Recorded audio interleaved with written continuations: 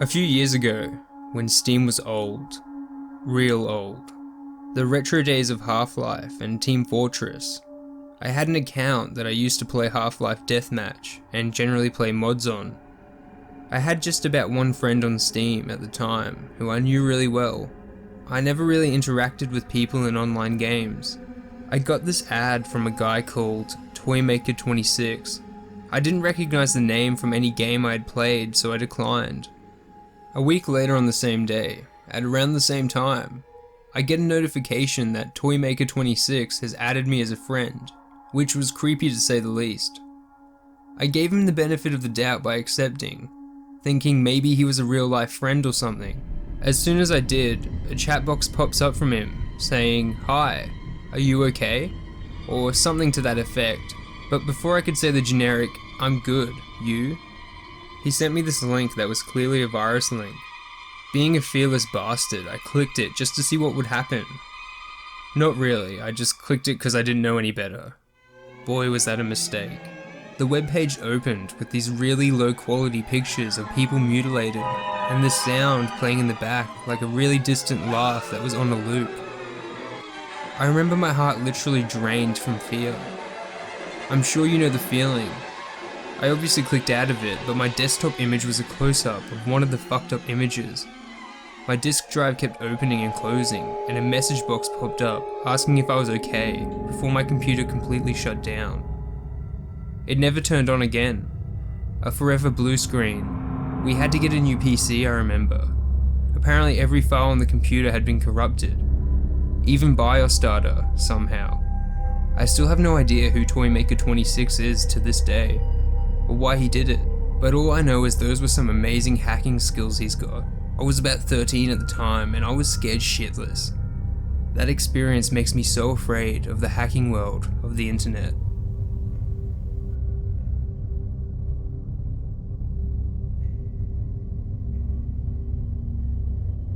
I like playing CSGO.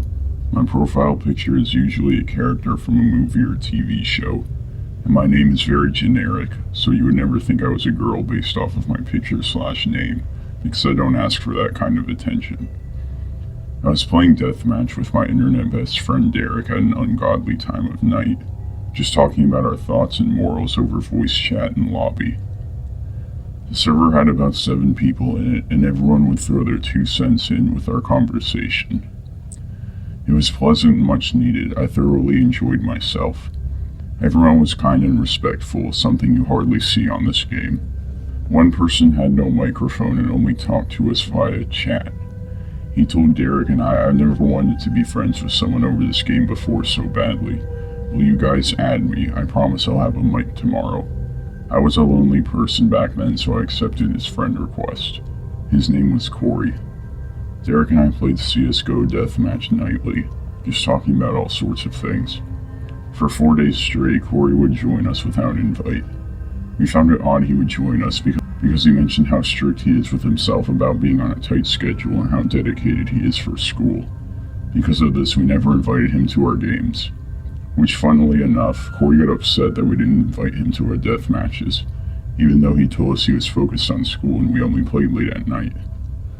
One way or another, Corey got the impression Derek and I were dating, despite Derek talking about his girlfriend at least once a day. I told Corey yes, we are obviously dating because a male and a female can never just be friends. My voice was as flat as I could make it sound and as bland as I could try. Corey did not understand my sarcasm and ran with the thought of Derek and I dating. Immediately, Corey tried his best to win over Derek by buying him in-game valuables, case keys, a few skins worth real money. Every time Corey would give Derek these things, Corey would tell him he better be treating her right, otherwise he will pay for it. Derek is a nice guy and has a hard time with confrontation, so he never replied to those messages. He would only relay them back to me. After 2 days of getting these gifts, I told Corey while in deathmatch, "You do realize how I was sarcastic with you when you asked if Derek and I were dating, right? Derek has a girlfriend and she doesn't play video games." Corey's voice immediately goes into a much calmer voice during this game, and does not stop saying, "Oh, thank God, thank you, Lord Almighty. You have blessed my life, thank you." Random people would tell him to stop talking and he's being creepy. I didn't say anything to Corey for a while after that because despite being over the internet, I felt an awkward connection with him. The following day, day 7 of knowing Corey, he asked me to join him in a private game.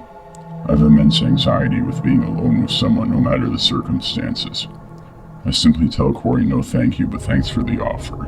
Corey tries to call me over voice and I get a weird nervous feeling. I knew something was odd about this random voice call request. I check on his profile and he edited his entire profile to fit a 2008 emo MySpace account. He changed his picture from Harambe to rain on a window, and his bio went from I inject memes for Harambe to my life is meaningless without her. This was one of the most bizarre things I saw unfold in front of me over a video game. He explains to me that he wanted to play a private game with me just so he could plan to meet up with me and go get some coffee. He could tell where I live because I told Derek and Corey about the Seattle superhero I ran into a while back. But that was only the beginning of the creepy things he would say to me. At one point he said, "Your voice makes me trust you." That made my skin crawl. Another time in the middle of a match he said in front of everyone, "Is your body as smooth as your voice? You sound like a goddess on cake." That made me almost vomit. A few more examples include, "You make me want to just snuggle up on my bed and go to sleep," in a cutesy tone, or saying tee-hee out loud instead of just laughing. But whenever he said something creepy, I would just ignore it, or awkwardly say, "Thanks, my dude." It felt as if he practiced for hours just to say these lines to me, just unnatural. I knew this guy did not talk to any other females because he told me so. Girls in real life just find me creepy and whenever I approach them they ignore me, is what he said, something I should have spotted as a red flag. One day he tries to send out a call request I ended up hitting ignore on. I message him and say, "What's up, everything okay?" He only replies with "not even close." I had no clue what to respond with, so I just waited for a follow-up message.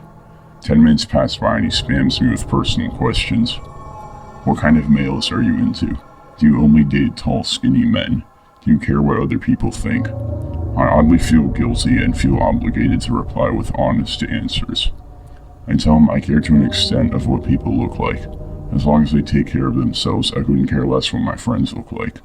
I don't really have a unique type, I just want a healthy-looking guy, regardless of height. Why do you ask? He describes to me what he looks like, followed by a total of 10 photos.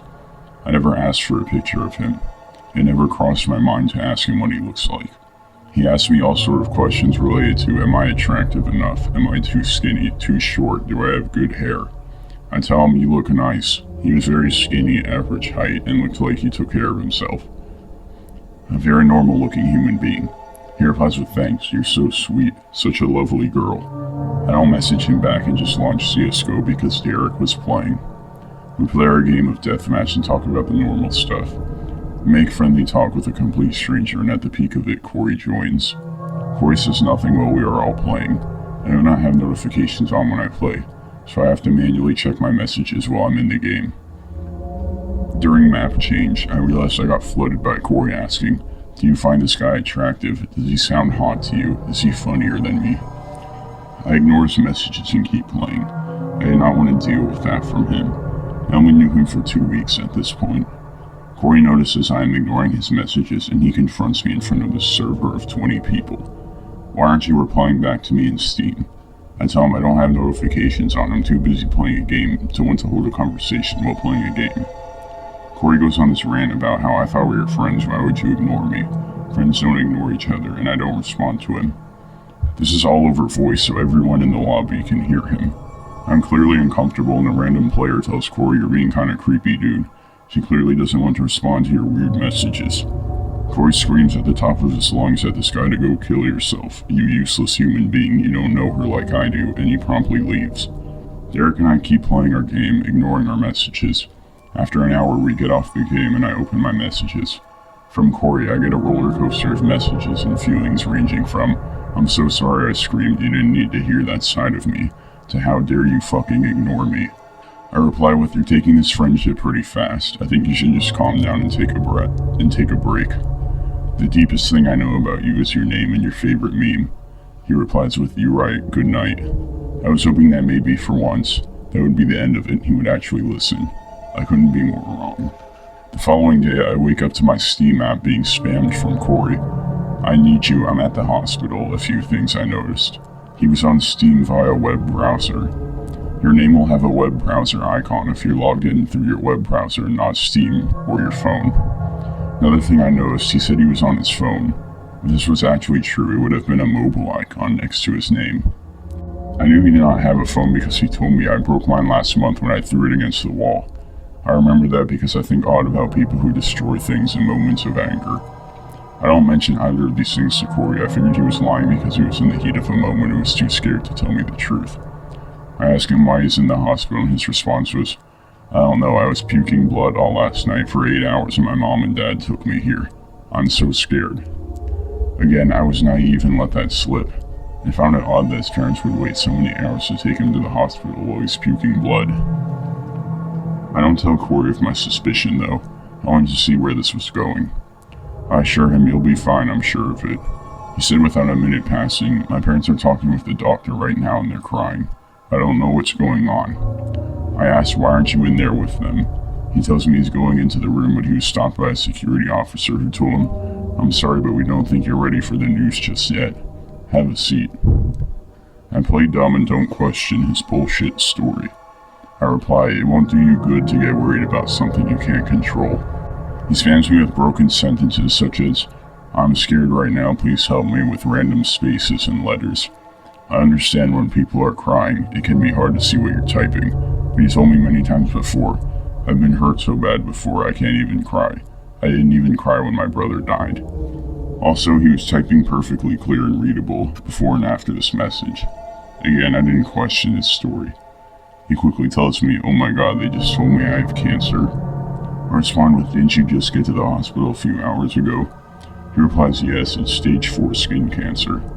I didn't let him know I thought he was lying and was currently laughing. I messaged Derek about the situation and didn't reply to Corey for roughly 10 minutes. I opened Corey's messages back up to find him explaining to me how he got his skin cancer. He allegedly got it from a mole on his chest that he cut off because it was in the way and it got infected with cancer. I didn't think this lie could get any worse, so I confessed to him I know he is lying. I expressed how disgusting it is to lie about having cancer and that my adopted mother died of cancer herself. He rushes a response to, oh my god, I had no idea, I'm so sorry. The reason I lied to you was because I am actually sick, but with something else. I actually have type 1 diabetes. I lied because I didn't want you to think I was fat. I asked him if he remembers sending me pictures of himself and he said he remembers, but he was worried. I still thought he was fat. He probably weighed at most 120. I cut off contact with this guy and everything the same day. Roughly 6 months later, after deleting Corey, I run into him in real life. I knew it was him because his voice was unique and distinct. Corey never saw what I looked like. I never sent him pictures or posted on my Instagram a selfie. I knew it was Corey and he looked the same as he did in those photos. This was during Seattle's street fair, but I never thought I would run into this guy. I'm glad he didn't recognize me. I have no idea what I would have done if he did. A few years back, when GTA 5 first came out, I had a group of friends I played with daily. One day, we match-made for some death matches or races or something, I don't remember, but we decided to invite the people we matched with to an Xbox Live party. We all played for a few hours, added each other, and then went to bed. The next day, when I got online, one of the guys from the session invited me to a party the moment I turned my Xbox on. I joined, and at first he was cool, but then he started talking to his wife and kids while playing. You could definitely tell nobody was there, as his mic picked up every little sound. Even just the sound of him moving his analog sticks. No other voices came through his headset. He then thanked his wife for making him something to eat, and then started smacking his lips and making fake eating sounds. I ended up asking him if I could say hi to his wife or one of his kids, and he got really defensive and made a bunch of excuses like they just went out to the store. But you were just talking about what to make for dinner not 15 seconds ago. I called him out and he just left the party. Never heard from him again.